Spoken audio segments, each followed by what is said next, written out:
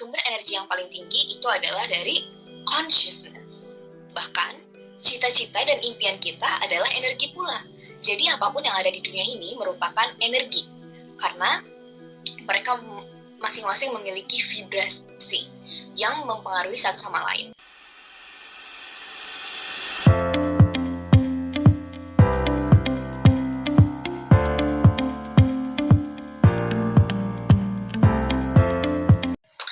Bismillahirrahmanirrahim. Assalamualaikum warahmatullahi wabarakatuh.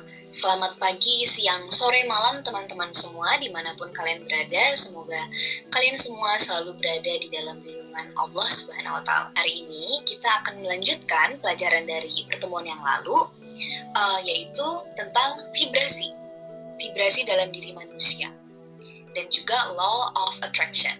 Pasti teman-teman juga udah pernah atau sering mendengar kalimat law of attraction, di mana apa yang kita inginkan bila kita mencocokkan energi atau vibrasi kita dengan alam semesta ini, maka alam semesta akan memberikannya kepada kita.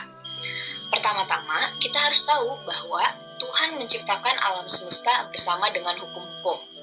Jadi, kita udah tahu kan ada yang namanya first energy, second energy, ada pula hukum alam. Nah, first energy ini merupakan ketiadaan energi yang memberikan energi. Jadi, ketiadaan energi atau kekosongan ini, dia malah bisa memberikan energi kepada kita, makhluk hidup di dunia ini. Nikola Tesla, seorang ilmuwan fisika yang sangat terkenal, pernah berkata bahwa jika kamu ingin menemukan the secret atau rahasia terbesar di alam semesta ini, maka kamu harus berpikir dalam energi, yaitu frekuensi atau vibrasi. Selanjutnya, apa rahasianya? Apa rahasia alam ini? Rahasia tersebut bisa tentang kemakmuran, bisa tentang kesuksesan, bisa tentang impian kita atau masa depan kita. Energi, seperti yang kita tahu, tidak dapat diciptakan atau dihilangkan, tetapi hanya dapat diubah bentuknya. Contohnya, ketika kita makan, energi dari karbohidrat atau protein tersebut bisa diubah menjadi tenaga. Jadi kita memiliki energi untuk bergerak, untuk berpikir, untuk belajar. Kita juga bisa mendapat energi dari manapun, dari sinar matahari, dari kita istirahat. Kalau kita tidur, pasti kita bisa recharge energi kita dan kita jadi refresh lagi kan. Dan sumber energi yang paling tinggi itu adalah dari consciousness. Bahkan cita-cita dan impian kita adalah energi pula. Jadi apapun yang ada di dunia ini merupakan energi. Karena mereka masing-masing memiliki vibrasi yang mempengaruhi satu sama lain. Ketika impian kita terwujud, disitulah dimana energinya berubah. Yang tadinya dia adalah suatu impian yang belum termanifestasi, tetapi ketika kita berusaha dan kita mencocokkan vibrasi heart kita dengan apa yang kita inginkan untuk terwujud itu, maka disitulah energi impian kita berubah. Seperti yang kita lihat di rainbow atau bahasa Koreanya mujije ya, atau bahasa Indonesianya pelangi. Rainbow itu kan merupakan suatu difraksi dari cahaya. Jadi yang kita lihat cahaya sekarang ini, dia memiliki warna yang sangat banyak. Namun kita mengkatnya menjadi 7 cahaya, itu Meiji-go Hibinium. Nah, sama juga dengan matahari. Spektrum cahaya matahari itu berbeda-beda ya. Namun yang bisa kita tangkap, yang bisa ditangkap oleh mata kita adalah vibrasi yang pelan atau yang lambat. Nah, vibrasi yang pelan atau lambat ini memiliki warna kuning, oranye, atau merah. Jadi, warna kuning, oranye, atau merah itu frekuensinya cenderung rendah, vibrasinya pelan. Tapi matahari sejatinya memiliki warna lain, selain kuning, merah, dan oranye ini. Lalu, apa hubungan vibrasi atau frekuensi dengan diri manusia? Bagaimana? Dan kalau misalkan pun kita memiliki vibrasi, bagaimana caranya kita bisa mengukur frekuensi diri kita? Nah, seperti yang bisa dilihat di gambar ini nih, coba kita lihat gambarnya. Manusia memiliki vibrasi non-fisikal dan juga fisikal. Mengapa? Karena manusia memiliki 2 elemen dalam dirinya, yaitu physical being dan non-physical being. Physical being merupakan sesuatu yang fisik, sesuatu yang bisa diraba, sesuatu yang bisa dilihat, sesuatu yang nyata atau konkret. Sedangkan non-physical being adalah seperti emosi kita, jiwa kita, dan juga ruh kita. Bisa dilihat juga di sini bahwa ada warna-warna ya, ada suatu spektrum warna yang memperlihatkan spektrum dari merah sampai ungu, di mana warna ini adalah indikator dari vibrasi apa yang dipancarkan. Jadi bila kita lihat di sini, warna merah itu merupakan shame. Warna merah itu ada di range shame, guilt, apathy. Nah, jadi semakin dia piramidnya ke bawah, semakin merah warnanya. Dan semakin ke atas, itu semakin ke ungu warnanya. Jadi setiap warna ini menjadi indikator dari vibrasi apa yang dipancarkan ya. Bila kita memancarkan vibrasi shame atau fear, berarti warna kita adalah warna merah. Dan artinya vibrasi diri kita masihlah sangat rendah. Seperti itu. Tetapi sebaliknya, kalau kita ungu misalnya vibrasinya, karena ungu adalah simbol kebijaksanaan dan dia terletak di tingkatan yang paling atas, maka artinya kita sudah menjadi orang yang dewasa, sudah menjadi orang yang memiliki consciousness.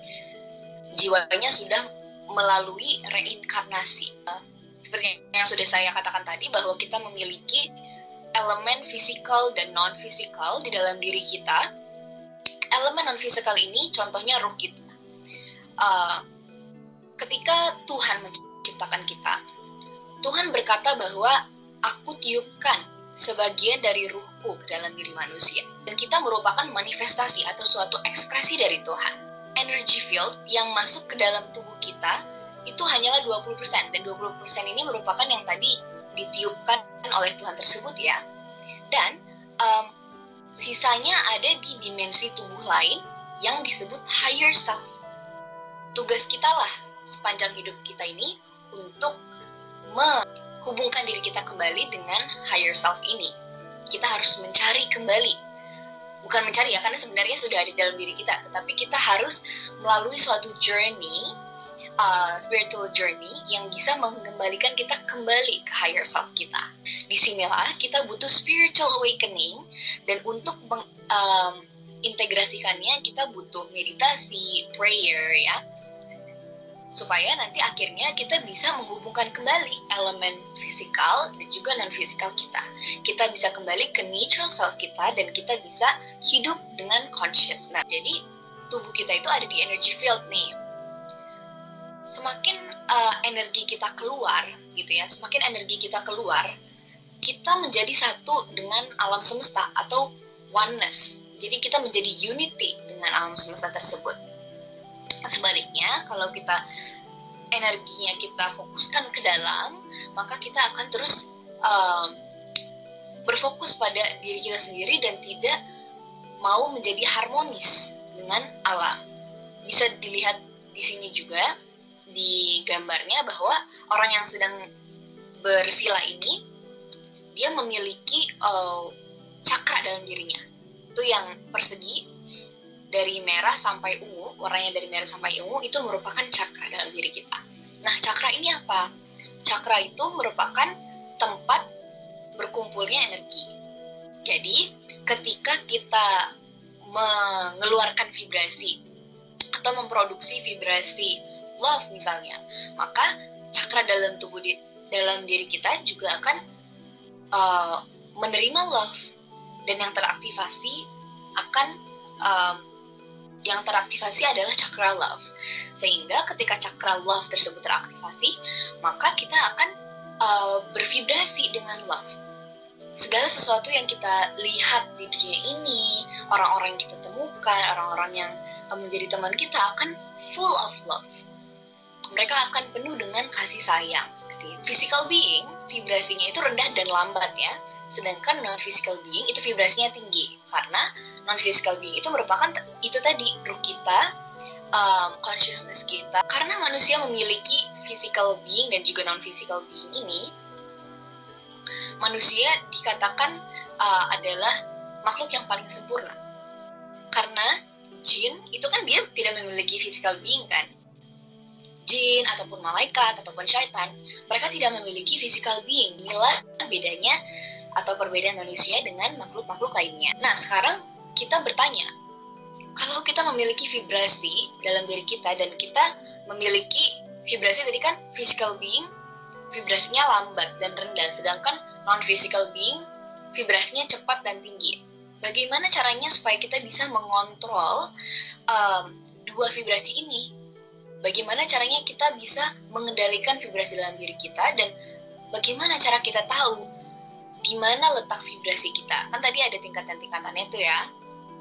Nah, sekarang kita berada di dalam tingkatan yang mana? Gitu. Dan apabila kita masih dalam tingkatan yang rendah, bagaimana caranya kita bisa meningkatkan frekuensi diri kita? Salah satu alat kontrol frekuensi diri kita adalah otak dan jantung. Otak dan jantung itu dipakai untuk mengontrol frekuensi dua being ini, yaitu fisikal dan juga non-fisikal. Jadi sebisa mungkin dengan otak dan jantung kita atau heart kita, kita mengontrol vibrasi diri kita dan meningkatkan vibrasi kita sampai ke titik love. Sebisa mungkin kita selalu berada di frekuensi love. Kenapa? Karena frekuensi love dapat kita gunakan untuk menarik segala sesuatu yang ada di dunia ini. Contohnya dengan menarik impian kita. Jadi ketika kita menyukai sesuatu, kita memiliki hobi, kita memiliki pekerjaan yang kita sukai. Ketika kita mengerjakan pekerjaan kita, pastinya kita mengerjakannya dengan cinta kan, karena kita suka dengan pekerjaan itu. Atau ketika kita memiliki impian menjadi dokter misalnya.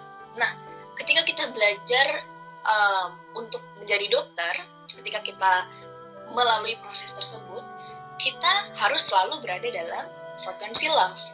Karena dengan frekuensi love tersebutlah kamu bisa menjadi lebih dekat dengan impian kamu. Impian kamu akan bisa memanifestasi menjadi sesuatu yang konkret atau fisik ketika kamu juga berada di frekuensi yang membuat apa yang kamu inginkan itu mendekat ke. Dan juga love adalah dasar dari segalanya, dasar dari segala sesuatu di dunia ini.